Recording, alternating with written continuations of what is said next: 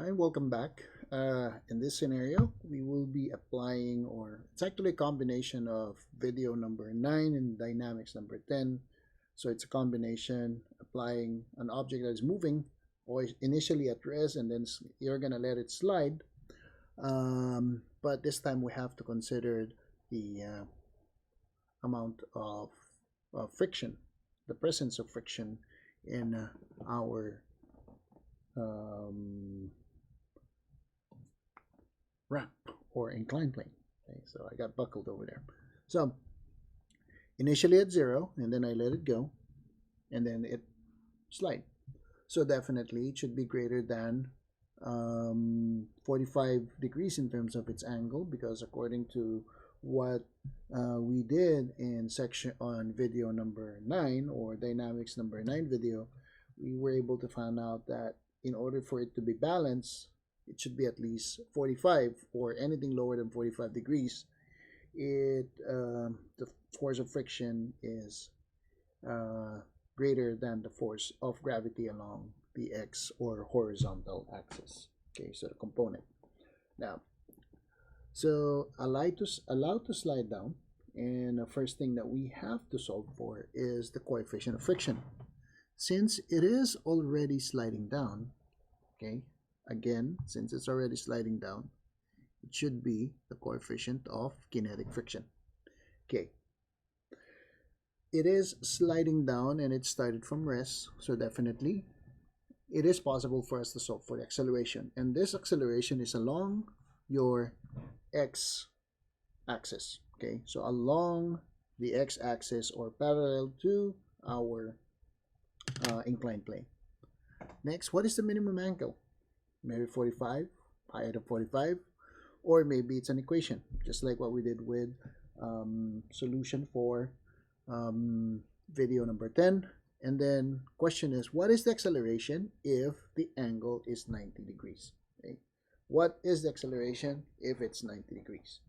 Just like any other problems or word problems that we have solved in the past, let's start with free body diagram again. So let's start with a free body diagram, and in order for me to start with a free body diagram, I will start with my illustration.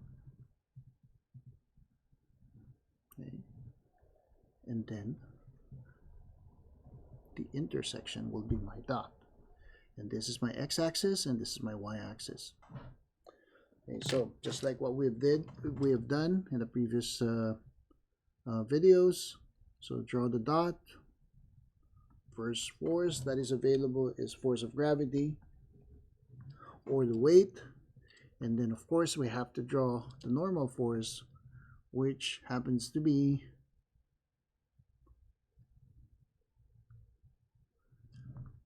right here, which is our normal force. And then we also have friction force, and it's moving. Okay, it is moving with friction. I can say that there is friction right here. So there is friction, and this friction force might be somewhere at this one. Force of friction, and it's kinetic because it's already moving. Force of friction, kinetic. Okay, so this is my free body diagram. Let me just take a look. Is there any other forces acting on it? Notice that there's no other forces, so therefore we can say that the only force that is affecting the motion is force of friction. That is actually along the horizontal axis. Again, it should be forces, the actual forces, not the component of forces that should be drawn in your free body diagram. Second, next step is to start with our solution. And in our solution, we always transfer our free body diagram. We always start with a free body diagram. I will draw it somewhere here. So that's the dot, my FG. Okay, so FG is right here. So my free body diagram, FG is simply our mass times G, as always. And then let us draw our Let us draw a normal force, Fn, And then we have our force of kinetic friction because it's moving. And then now, as what we have done in the past videos, I will extend this. Since this is my solution, this is not for my grader, it's for me to use. So I can say that this is my x-axis, this is my y-axis. And again, we all know that the angle right here, the angle of inclination, is the same angle that is measured now. Instead from the x-axis, it is measured from the y-axis for our force of gravity. A force of gravity. So I will be using my blue ink again for my x-axis. You know what? Let me just zoom it in so you can see what I'm doing. So that's your blue, and then let's use the red ink to draw our y component of our force of gravity, Fgy and Fgx. Okay, and then we all know that Fg is mg, and our components, which is Fgx and Fgy, and just like what we have mentioned, let me just zoom out now so we can see. It's simply our Fg, but what is our Fg? It's simply the mg, or mass multiplied by the acceleration due to gravity, and then we multiply it by the trigonometry function. Since it's the x-axis, let me use the blue one. So x, instead of using cosine, it will be sine theta, because we are measuring the angle again along the y-axis instead of x-axis. So it's sine, and our y-axis should be cosine function because we are measuring it again along the y-axis. Now the third step, again, the third free body diagram. One of these days you don't have to draw everything. Once you get familiar with the process, here's my attempt in order to help you come up with your solution so you can visually see it. Okay. Again, let us draw our x and y axis. This is our y-axis. This is perpendicular. This is our x-axis. So now we can say that we have our forces over here, which is our Fgx, and then we have our Fgy somewhere here. Oops, I made a mistake of using blue. Hope we can still catch it with red. Okay, I think we can still see it using red. So here's our red.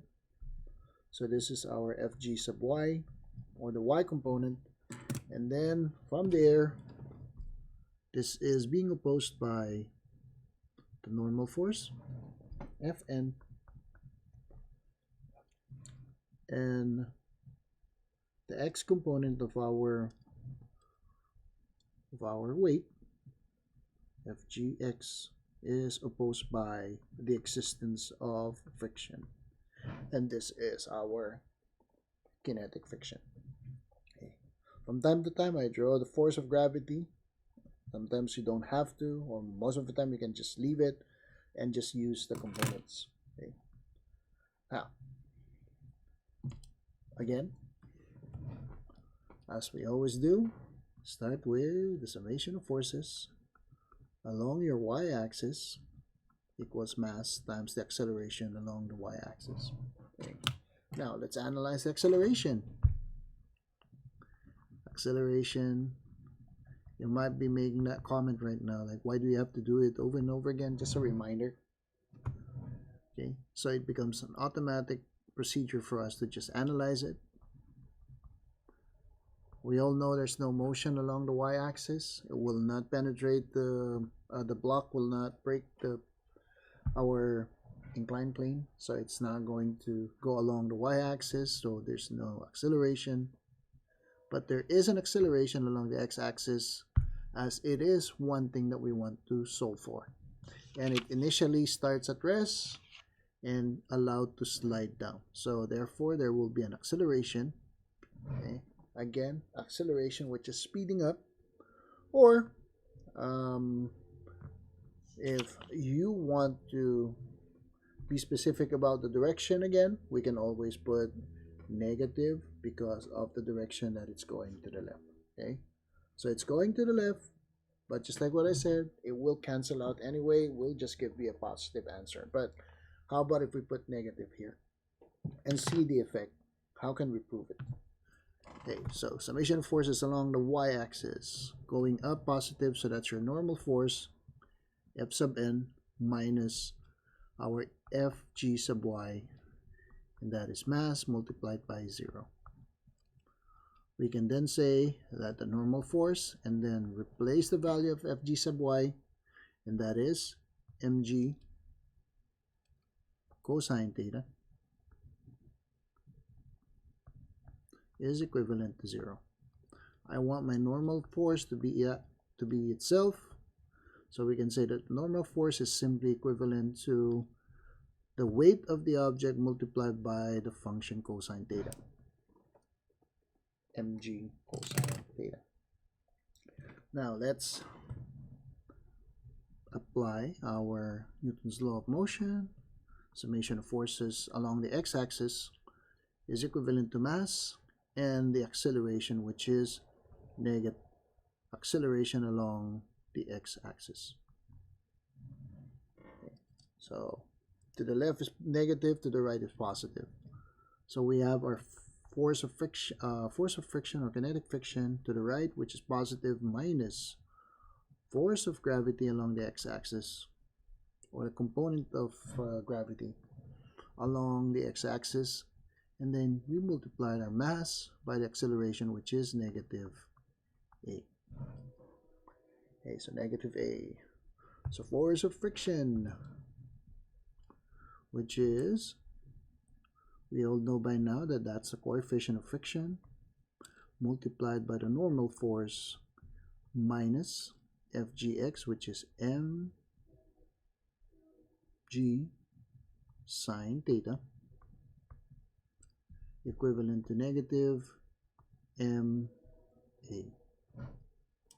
There we go. So here we have those values. So next, let's move this to the other side of the equation, and let's change the value of Fn, which is mg cosine theta. So mu sub k multiplied by mg cosine theta is equivalent, so this one changed into positive, so that's mg sine theta minus mass times acceleration. Now what we can do is just divide both sides by the coefficient of mu k. So let's divide both sides by mg cosine theta, and this will give us, and let's factor out our mass. So mass is outside, g sine theta minus a. Now we can cancel our masses, so therefore now I know that my coefficient of friction is simply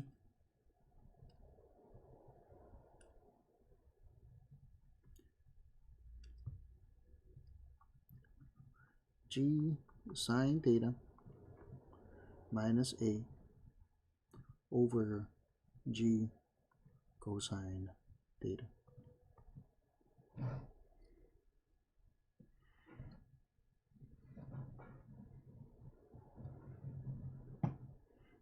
So this could be our answer, okay, for our letter A. So mu cosine theta. Now,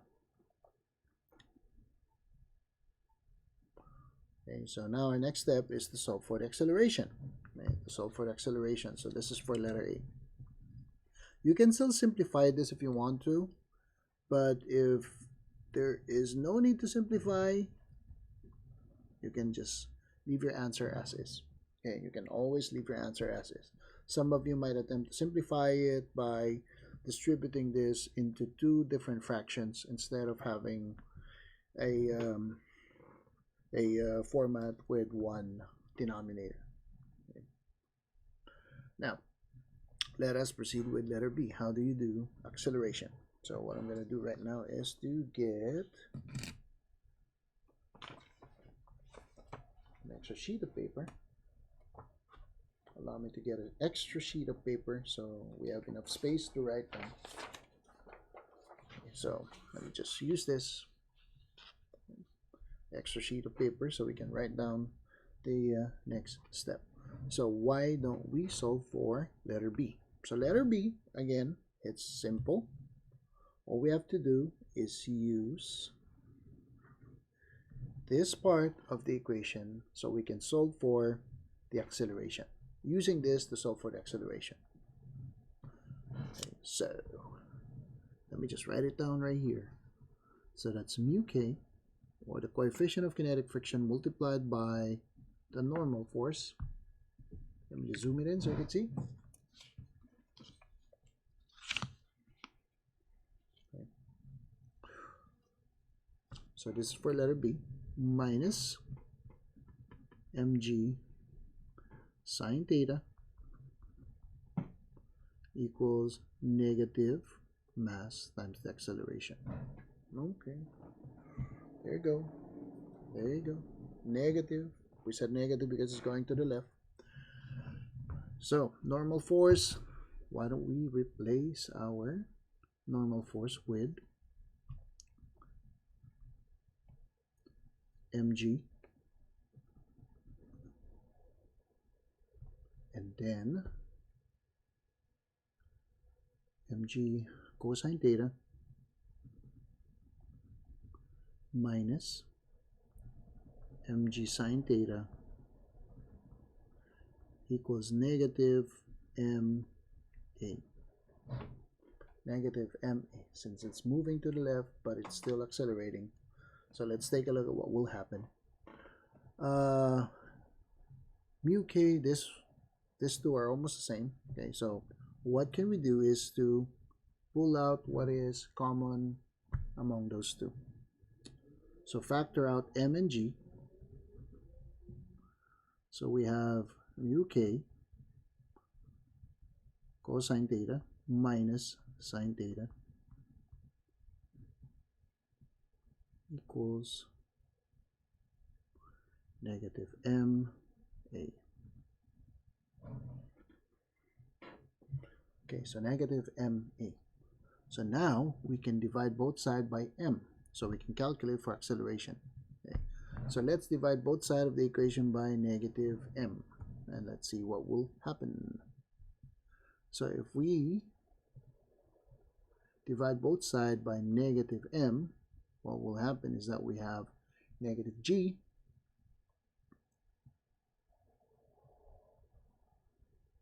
cancel this. So now we have negative g mu k cosine theta minus sine theta equals acceleration. Okay, so that's our acceleration. I don't want to see the negative over here, so what I'm going to do is just distribute the negative and then rearrange it so it looks nicer, more organized.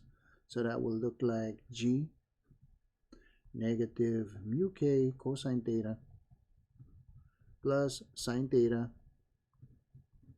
equals a. Now I can just rewrite everything. So I will write my acceleration, or a, on the left side, as it always look good. So we can have g, let's put the positive first, which is sine theta minus mu k cosine theta. It does make sense that it will be positive because this value over here is smaller than sine theta because you multiply it again by another coefficient. Okay, sine, cosine, so this is a decimal multiplied by another decimal, so that will decrease the size, decrease the value, and then this one is by itself without multiplying the decimal. So now we have this one so that it will change into a positive value. So that's why it will still be a positive value because of, not because of the direction, because of it is increasing in terms of its velocity. So from 0, okay, so I'm trying to zoom out so we can see the rest. So from 0 to a velocity that is not 0 anymore, so that means it is increasing in terms of its rate. So this is your answer for letter B. So this is our answer for letter A. Let me just use color coding. Now let's do letter C. Again, how do we figure out the answer for letter C? So what is the minimum angle? How small is the angle, and it will start to slide down. So this time we have friction, and we have to consider our how would I describe it? So we have to consider friction, and at the same time let's consider our force of gravity that is pulling it to the right, to the left. Now again, let's use the same equation that we have here. Okay, so let's use the same equation that we have. Let's use the same equation that we have. And let's see what will happen. So we want to solve for force of gravity. Okay, so we want to solve force of we want to solve the minimum angle. So what is the minimum angle? Now sometimes you might say, why don't we just use this? Well, we can always use it. Okay, so we can always use it. Or since the section where motion is always on the x-axis, so we want to use this anyway, and we can simplify it further. So now that we have our angle, so why don't we just use our y-axis? So we have normal force that is equivalent to mass times g cosine theta. Okay. So what is the minimum in order to have an acceleration? Oh, I just figured out there's no acceleration right here. But it's still the same angle. The angle on your y-axis will be the same angle for your components in your x-axis. So angle, cosine theta. So let's divide both sides by mg. So now we have F sub n, or the normal force, divided by the weight, that is cosine theta. Okay, so cosine theta. Or I want to make sure that it looks organized. Cosine theta is Fn over m and g. Okay, m and g. Now, solve for this. So we can say that theta is simply the arc cosine of Fn over mg. So whatever your normal force is, you know your mass, you know your g, that will be your maximum. So you can use this as your simple solution for letter C. Now for letter, I think I'm running out of ink, color ink. You know, there's a lot of colors that we can still use. Rainbow. Now for letter D, all we have to do is plug in the value of the angle. Okay, so what do we know right here? Okay, so what would be our answer? So we can say that for letter D, the acceleration is simply equivalent to g multiplied by sine theta minus mu k cosine theta. If theta is equivalent to 90 degrees. So why don't we just plug it in? So that's g multiplied by sine theta, or sine 90 degrees, okay, minus mu, okay, multiplied by cosine 90 degrees.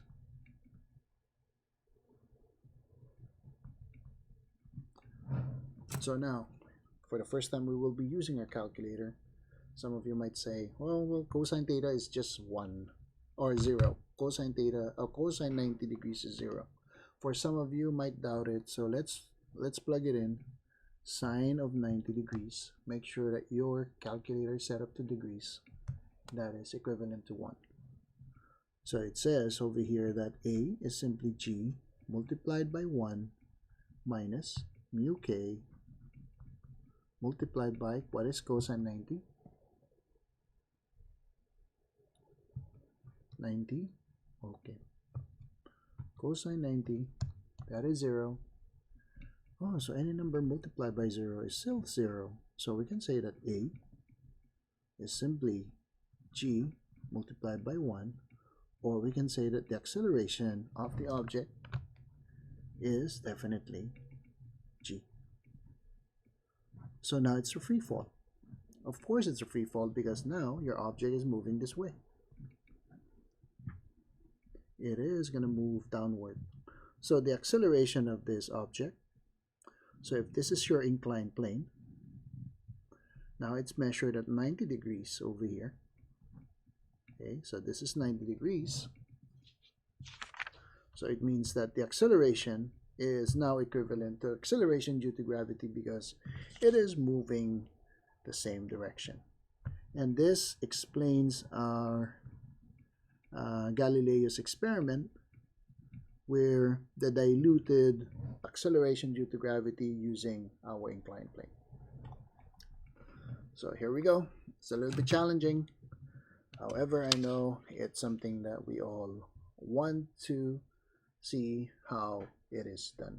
Okay, so let me just move my picture right here so you can see the rest of the solution.